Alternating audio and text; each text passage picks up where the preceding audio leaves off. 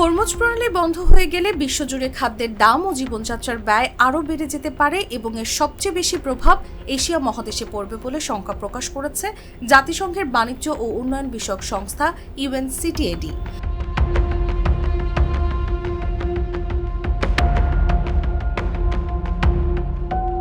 মঙ্গলবার প্রকাশিত এক নতুন প্রতিবেদনে সংস্থাটি বলেছে, প্রণালীটি বন্ধ হলে এর প্রভাব সবচেয়ে বেশি পড়তে পারে এশিয়ায়, কারণ এই জলপথ দিয়ে পরিবাহিত পণ্যের প্রায় 84% এশিয়ার দেশগুলোতে যায়।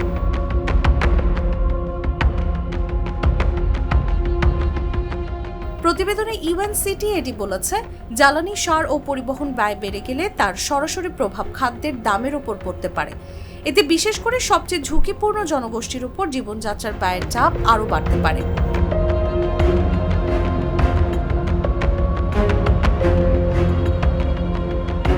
প্রতিবেদন অনুযায়ী বিশ্বের মোট অপরিশোধিত তেলের 38% হরমুজ প্রণালী দিয়ে পরিবাহিত হয়।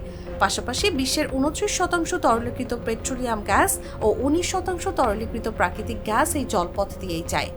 UNCTAD-র বিশ্লেষণে আরও দেখা গেছে, বিশ্বের জাহাজে করে পরিবহন করা মোট সারের প্রায় 1/3 হরমুজ প্রণালী দিয়ে পরিবাহিত হয়।